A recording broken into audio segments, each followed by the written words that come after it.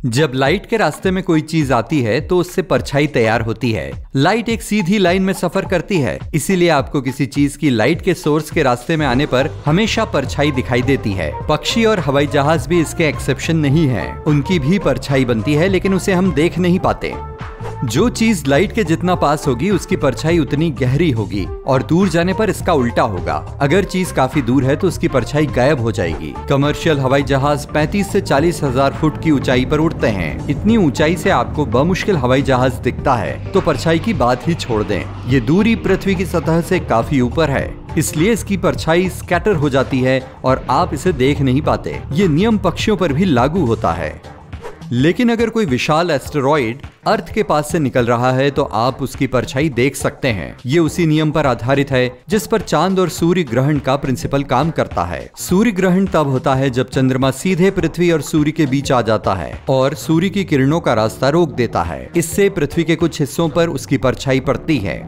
चंद्रमा सूर्य से 400 गुना छोटा है, लेकिन साथ ही विशाल तारे की तुलना में हमारे ग्रह से 400 गुना नजदीक है, जिसके चलते वे आसमान में समान आकार के दिखाई देते हैं। लेकिन चंद्रमा छोटा है, इसलिए इसकी परछाई पूरी धरती को ढकने के लिए काफी नहीं है। इसी वजह से उसकी परछाई पृथ्वी के कुछ हिस्सों में ही दिखाई देती है। लाइटनिंग कभी ट्रायंगल, सीधी रेखा या गोलाकार आकार में नहीं होती, ये आड़े टेढ़े आकार में होती है। लाइटनिंग एक इलेक्ट्रिक करंट है, जैसा कि आपके घरों में होता है, बस इसकी ताकत काफी ज्यादा होती है। जहाँ कम रेजिस्टेंस होता है ये ज्यादातर वहीं दिखती है। हवा में काफी सारी चीजें हैं, जैसे धूल के कण, गैस और अन्य चीजों के कण, इसलिए ये असमान और अनियमित है। जैसे रेत का टीला है, जब आप उस पर पानी डालते हैं तो वो सीधी रेखा में नीचे नहीं बहेगा, लेकिन खास शैली में बहेगा और रेत में से सबसे सही रास्ता बनाता हुआ चलेगा। यही बात लाइटनिंग पर भी लागू होती है।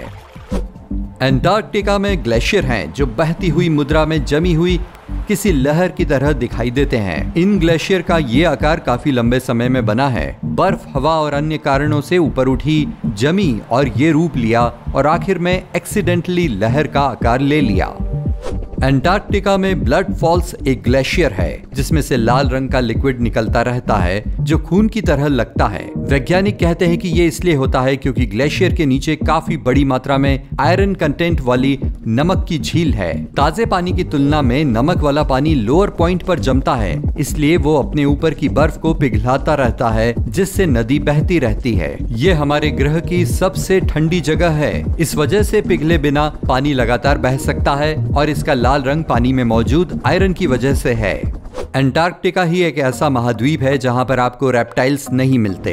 ये कोल्ड ब्लडेड होते हैं, जिसका मतलब है ये अपना शरीर गर्म रखने के लिए अपने वातावरण से मिलने वाली गर्मी पर निर्भर रहते हैं। ये ठंडे बर्फीले क्षेत्रों जैसे अंटार्कटिका में जिंदा नहीं रह सकते। पेंगुइन को घबराने की जरूरत नहीं, कोई सांप या मगरमच्छ उन्हें परेशान करने यहाँ नहीं आ सकते। सहारा क्षेत्र के केवल 1/4 भाग पर ही रेत है। वहाँ पहाड़ और मरुद्यान यानी ओएसिस हैं, लेकिन ज्यादातर रेगिस्तान कंकड़ों से भरे पड़े हैं। हाँ, ये पृथ्वी पर सबसे बड़ा रेगिस्तान नहीं है, अंटार्कटिका है। लोगों की तरह पेड़ों का भी एक निश्चित आयु के बाद बढ़ना रुक जाता है। वैज्ञानिकों का मानना है कि ये इसलिए होता है क्योंकि जब एक पेड़ बूढ़ा हो जाता है और एक निश्चित ऊंचाई तक पहुंच जाता है तो उसे गुरुत्वाकर्षण की वजह से मिट्टी में से पानी खींचने और उसे ऊपरी हिस्से तक भेजने में मुश्किल होती है। कुछ पेड़ जैसे बाओबाब जब अपनी पूरी ऊंचाई हासिल कर लेते हैं तो वो ऊपर बढ़ने की जगह चौड़ाई में बढ़ना शुरू कर देते हैं। बाओबाब पेड़ हर साल 0.4 इंच फैलता है। ऑस्ट्रेलिया दुनिया की सबसे तेज गति से चलने वाली टेक्टोनिक प्लेट्स में से एक के शीर्ष पर है। यह हर साल 2.5 इंच उत्तर दिशा की तरफ बढ़ रही है, जो हमारी उंगलियों के नाखूनों और बालों के बढ़ने की रफ्तार के लगभग समान है। अगर आपको लगता है कि टीवी पर कुछ खोजने की कोशिश करना अपनी जिंदगी और पढ़ाई बेकार करने के समान है, तो अध्ययन इससे सहमत हैं। औसत व्यक्ति अपनी पसंद के मुताबिक कुछ खोजने के लिए चैनल बदलने में 1.3 वर्ष खर्च कर देता है। आप रात के समय भी रेनबो देख सकते हैं। ये काफी दुर्लभ नजारा होता है, जिसे लूनर रेनबो या मूनबो कहते हैं। ये तब निकलता है जब चांद की रोशनी वातावरण में मौजूद नमी और पानी की बूंदों में से होकर गुजरती और दिखाई देती है। लूनर रेनबो ज्यादातर उन इलाकों में होते हैं जहाँ काफी ज्यादा बरसात होती है या जहाँ झरने के पास कोहरा होता है।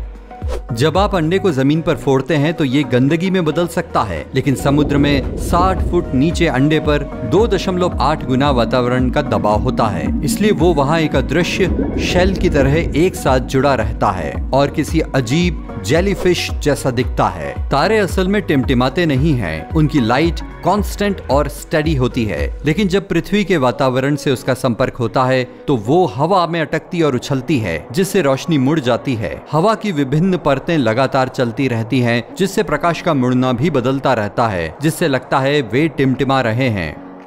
हडसन खाड़ी कनाडा वो हिस्सा है जहां पर हमारे ग्रह के मुकाबले सबसे कम गुरुत्वाकर्षण है। ऐसा नहीं कि वहां लोग अंतरिक्ष में अपने आप उड़ने लगते हैं, लेकिन वहां प्राकृतिक भौगोलिक आहार दिखता है, यानी लोअर ग्रेविटी से डेंसिटी कम हो जाती है, जिससे आपका वजन किसी अन्य जगह से कम हो जाता है।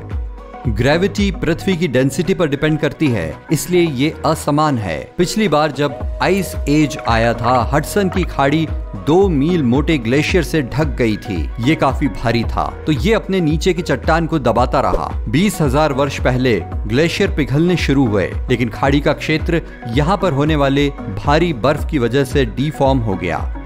किसी ने चांद पर कोई खेल खेला है तो वो है गोल्फ। वर्ष 1971 में एक अंतरिक्ष यात्री चांद पर गया था और उसने वहां 2 गोल्फ की गेंदों को मारा था, जो चांद की सतह पर कम गुरुत्वाकर्षण वाले वातावरण में उड़ती हुई चली गईं।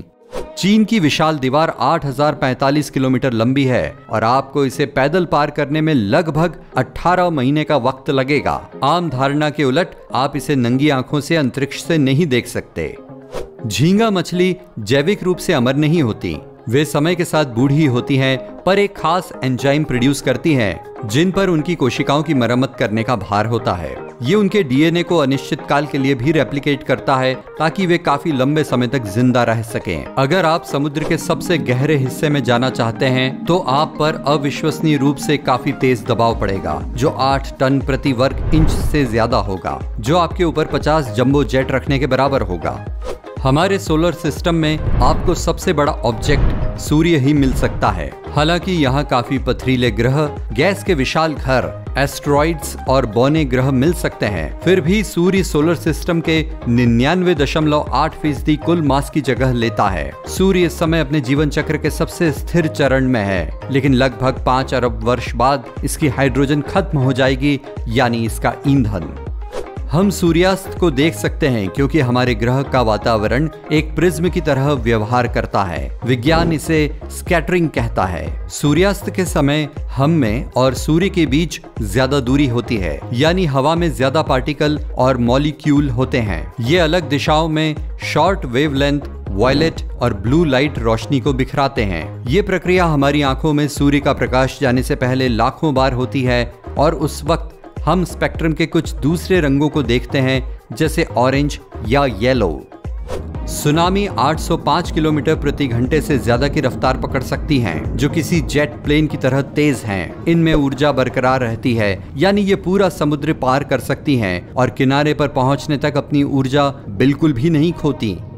ऑक्टोपस समुद्र के कुछ सबसे बुद्धिमान प्राणी हैं। वे भूल भुलैया से निकल सकते हैं, समस्या सुलझा सकते हैं और उनकी अच्छी शॉर्ट टर्म मेमोरी भी होती है। वैज्ञानिक मानते हैं कि वे इतने समझदार होते हैं क्योंकि वे काफी डायनामिक लाइफ जीते हैं। वे तेजी से चलते हैं, असंभव जगहों पर छुप जाते हैं, नए आवासीय क्षेत्रों में एक्सपैंड करते हैं, अनयूजुअल पैटर्न में चलते हैं और अपने टेंटिकल्स को खाने के लिए इस्तेमाल में लाते हैं। हर समय विकसित होना उनके दिमाग के लिए काफी चुनौती भरा है।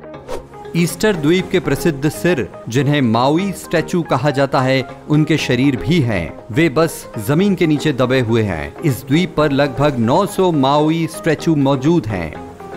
वैज्ञानिकों ने खोजा है कि न्यूजीलैंड उस बड़े जमीनी भाग का हिस्सा है जो पानी के नीचे है। उसकी 94% जमीन पानी के नीचे है। इसे ज़ीलैंडिया कहा जाता है और इसे एक छोटा उपमहाद्वीप माना जा रहा है। शायद किसी दिन ये इस सूची में 8वां स्थान हासिल कर ले।